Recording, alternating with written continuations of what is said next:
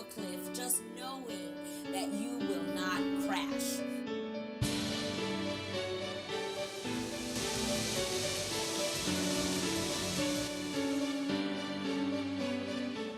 Let me tell you, everybody has their baggage and everybody has their demon. So you might as well deal with your own demon and everything will work out fine. If you're not in control of your emotions will be in control of you.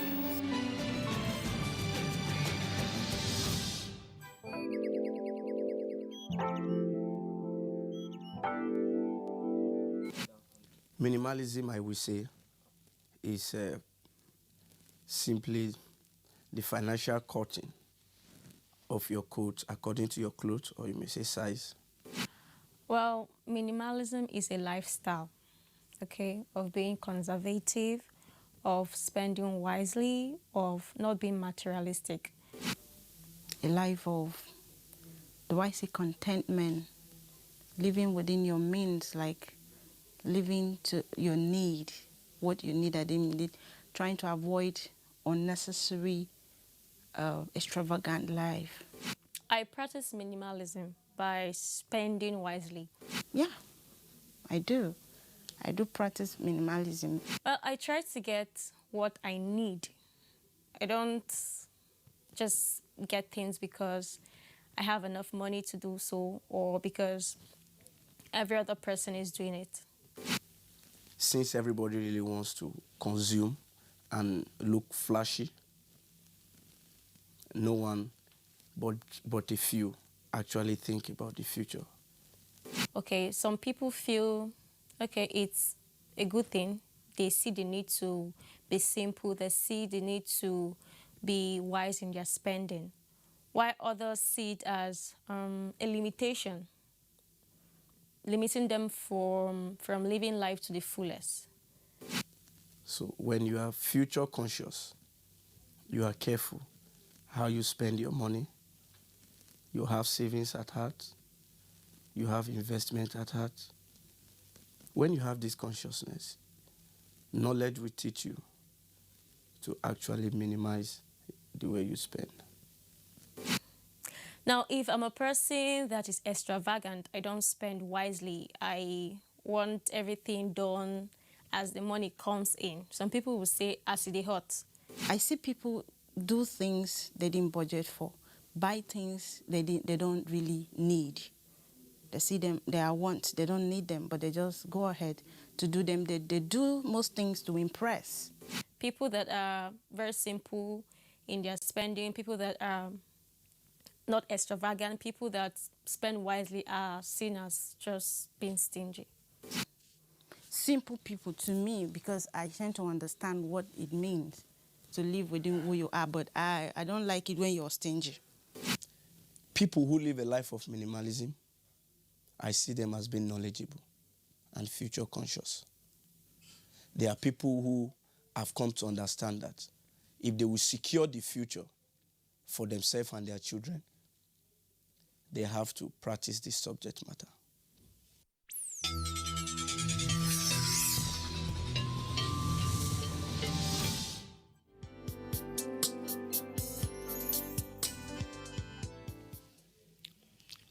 Thank you so much for tuning in to another episode of Emotions with Omenasa. Yes, this is a show where I encourage you and I remind you that if you do not control your emotions will control you, and we do not want that, do we? Thank you so much for tuning in once again. Today, I will be talking on minimalism. Minimalism, or if I should say it's like in the Niger accent, minimalism. But minimalism, okay? Pretty much, minimalism is when you cut down on your spending, you cut down on all that you have. There was a day that I was just looking at my house, and I just couldn't believe that I have over 100 shoes, and I'm not proud of that. This is not a compliment. It is ridiculous. How can you have have 10 different black skirts and 20 different black shoes and a 5 and no or how about like 20 cars? I mean, like, that is absolute insanity. And so I was disgusted at myself. Last year I found out that I was doing so much shopping. I was buying so many shoes and I was buying so many clothes, and it almost seemed like I was like possessed, because it just wasn't normal. And I suddenly realized that, you know what, something in this is off. There's something off. Having so much stuff like this, there is something off, especially when a lot of them are duplicated. Like, you kind of already have the same thing, It made me think. And then I realized that all of that shopping, all of that getting, all of that hoarding, all of that is a sign that there is something that you're covering up. And so I couldn't believe how many clothes I have, how many shoes I have. Like, people tell me, you are a presenter, you are a singer, and you do all of these things, and you're pretty much in the business of meeting people, having meetings and traveling here and traveling there and all of that. But to me, that is like really, really an atrocity. And please, like, don't think that I'm talking about like a religious sense of sin. No, but it's a sin against yourself. Like, it's a sin against your finances when you just keep hoarding and just keep getting and keep getting and keep getting and keep piling up 20 shoes and 50 shoes, 50 skirts, and it's too much. So I decided to start my journey of minimalism. And I have started very, very small. I know people who are like all the way minimalists. Like, I mean, all the way, where like they don't own TVs, like that type of minimalist. But that's not what I am talking about today, because like, I just want to encourage us to just start small. Is when I now noticed that I had all of these things, first of all, I had to ask myself, why do you have so much stuff? Why are you still buying? And I realized that there was a deficit in my life that I was hiding, and I'm not going to discuss that today, but there are certain things that are in your life that you use what you're wearing, or you probably use your makeup, or you use like that Gucci handbag, or you use that handbag, or you use that shoe, or you use all of these things, the cars and the televisions and the electronics, the phones and all of that. You're using all of that to mask exactly how you feel on the inside. And there are some people that when you have so much stuff and you hoard so much stuff, it makes you feel like you're loved, and that way you're distracted by the emptiness in which you feel. Now, that is some people. And then, like, there's some people who just can't help it. They just keep shopping and keep shopping. Just like people who are addicted to eating. They just keep eating and eating. When you look at the root of that, there is something that is deficit in their lives. And they are using the food. Their psyche has channeled all of its energy into eating to deviate them from the real problem and from the main problem. When I realized that shoe shopping was a problem for me and it was an issue, I forced myself, no more shopping. No more shopping. Even if the shoe is 2 naira, I wouldn't buy it. I started to instill discipline on me, and then I went into my closet and I brought out all of my clothes. And I told myself the truth. Oh man, I said, you know that you're not going to wear this thing now. Look at the weight that you have gained. You can't fit into this dress anymore. You can't wear this trouser anymore. You cannot wear this shoe anymore. Why are you still keeping it? It is of sentimental value.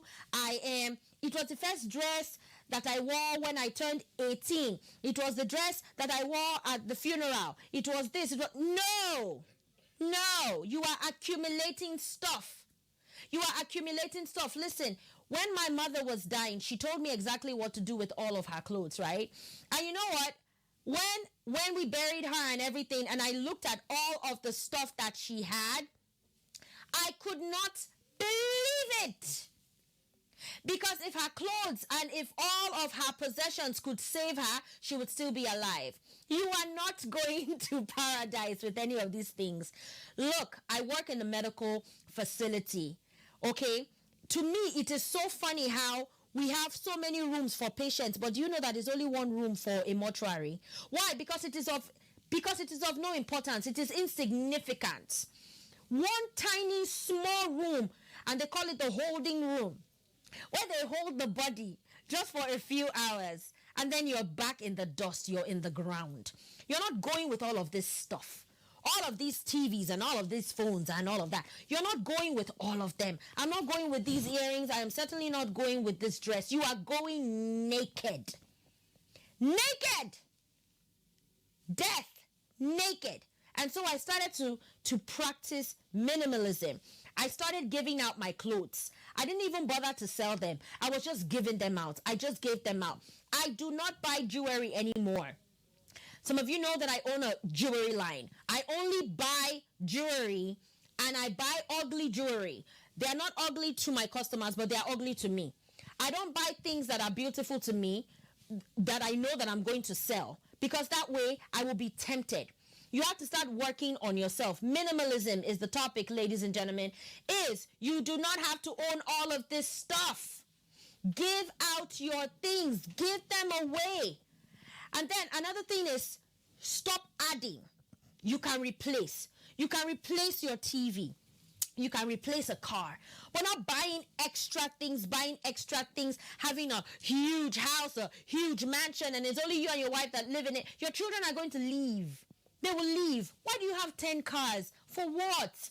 Minimalism. Practice a life of minimalism.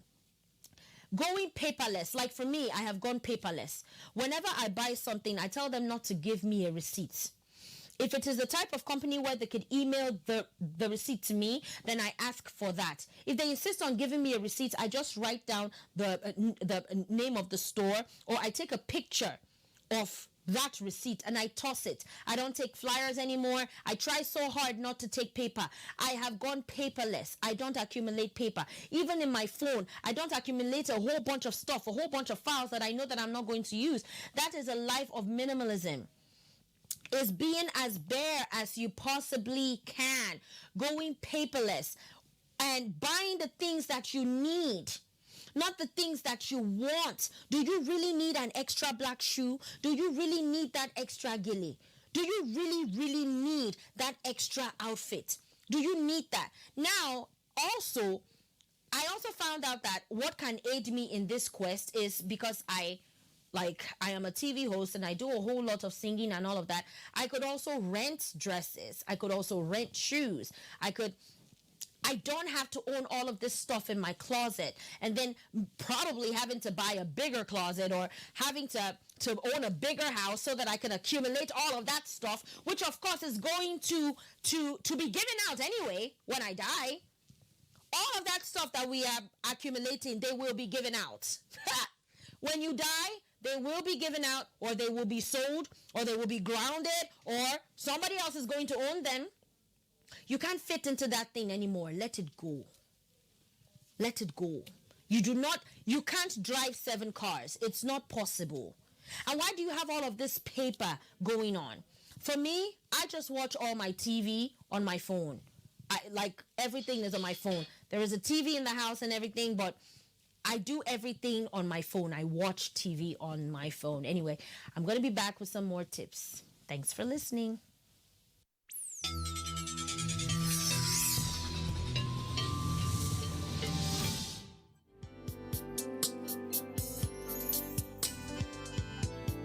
Welcome back to another episode of Emotions with Omenasa. We have been talking about minimalism, which is when you cut down on your spending, you cut down on the things that you own, you cut down on your clothes and on your shoes and all of that. Because like I said in the first segment, I said you are not going to die with all of these things. You will not.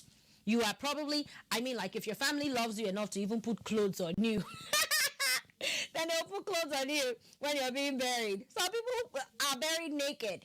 And I'm telling you, you're still going to end up in bones and in ashes anyway. So what is the point of owning all of these things? So I started off in that segment of encouraging you to go paperless, which is something that I have started doing. When I buy something, I don't insist on a receipt. I take a picture of the receipts and I give it back to them. Or I write down the amount and the name of the store for my bookkeeping, or I ask them to email the receipts to me. So that is just another thing that I've started doing. And I have stopped buying shoes. I don't buy shoes anymore. I don't buy jewelry anymore. Even though I own a jewelry line, because I know that that is an addiction for me, I make sure that I buy jewelry that I do not like. Jewelry that I would never wear. So that way I don't get tempted to own it.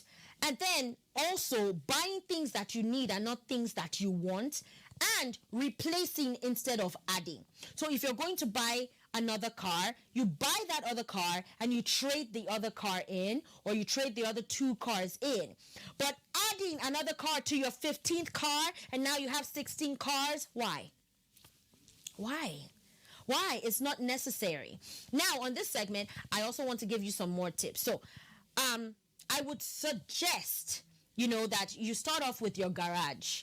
I started off with my room, and I made sure that I cleaned out everything from my closet to the bathroom to everything. And I also like what my husband does. Like that man, the guy, like he opens his closet every month and he raids his own closet. Like he sweeps out his own closets and gives stuff to people, because he realizes, one, you are gaining weight. So it's not like you can wear that same dress or you can wear that same suit, but you're keeping it for sentimental value. Or maybe you're deceiving yourself that you will lose weight and then one day you can squeeze yourself into it. Come on. Don't do that. Exercise for your peace of mind, not so you can enter one dress or so that a dress can wear you. But really, something that I have started to practice is small. Go into your garage and start to clear out all those things in the garage. Or if you own a basement, or if you own an attic, start with those places, because you know that that's where you dump all those things in. Or all of those bags. Like for me, I have a whole bunch of bags, a whole bunch of shopping bags. And I tell myself, the next time that I'm going to shop, I will now use that big bag. But I forget the next time. And then I bring home another big bag. And now I have over 100 bags. I also told you how I have over 100 shoes. It is not a compliment. I am actually ashamed of that. Why do you have all of those shoes? For what? Why do you have all of those cars? All of that? No. And there is something about owning a whole bunch of stuff. There is an element of possession with that. There's an element of power.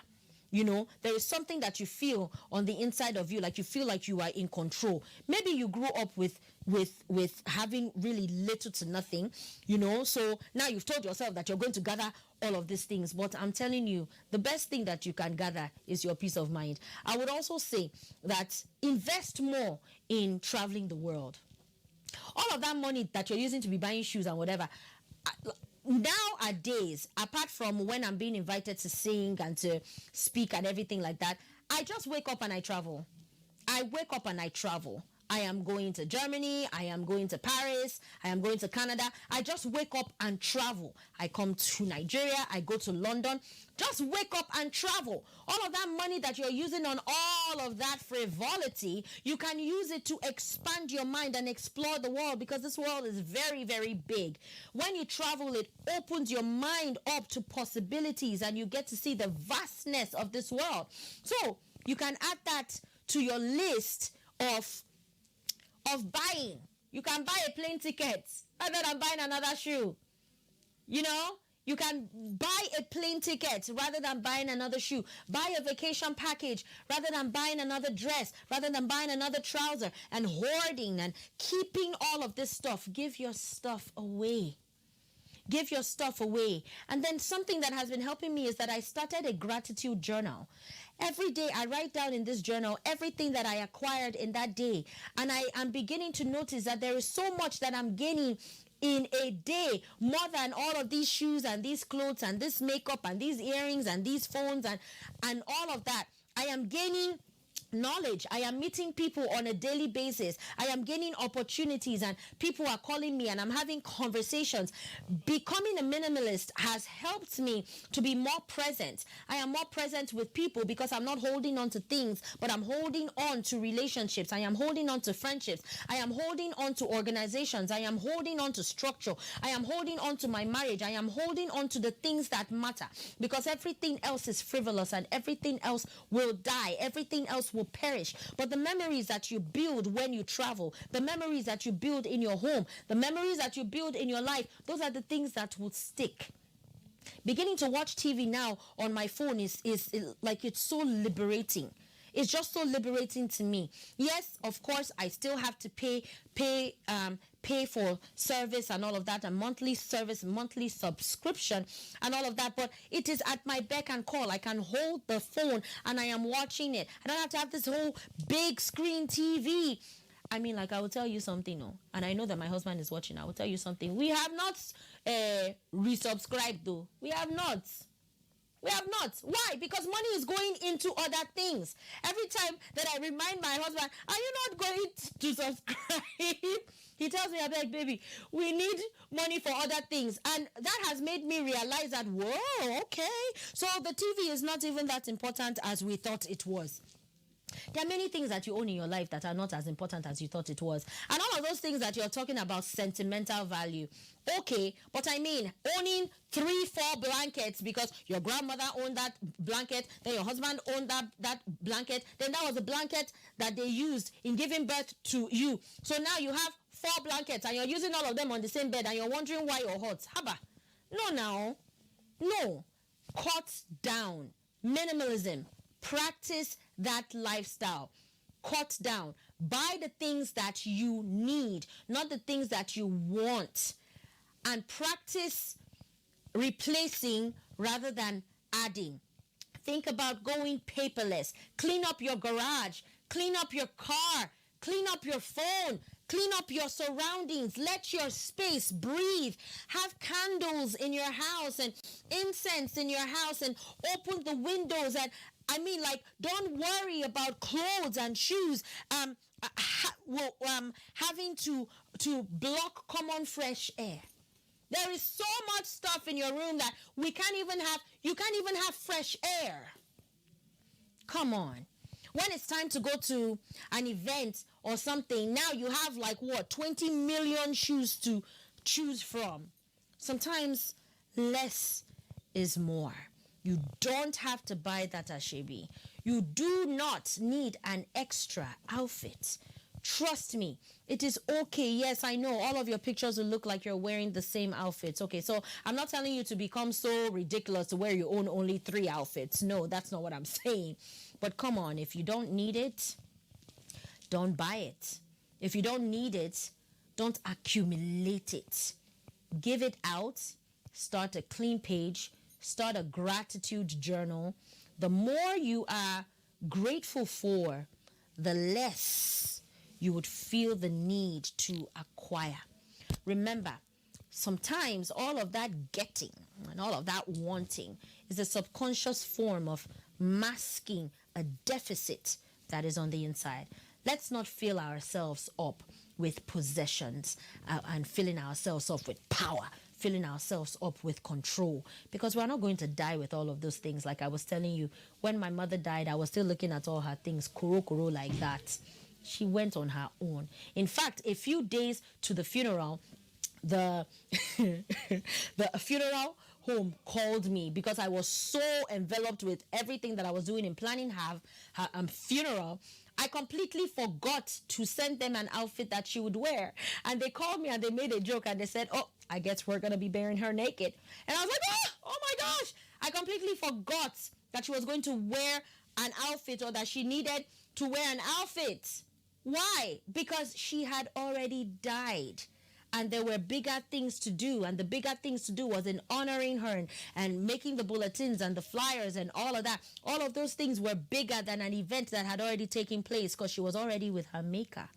So she didn't go with all of those things. And because I knew that she always liked a specific soap, I opened the casket and I put over 5 of those soaps inside the casket just for sentimental value. But the soaps, all of the soaps have been eaten up by now. They've gone back into the dust. You understand? So, I mean, come on. Let's just practice a life of minimalism. Let us possess knowledge, love, rather than possessing things. Thank you once again for tuning in to another episode of Emotions with Omenasa. Until next time. You will have to jump off a cliff, just knowing that crash.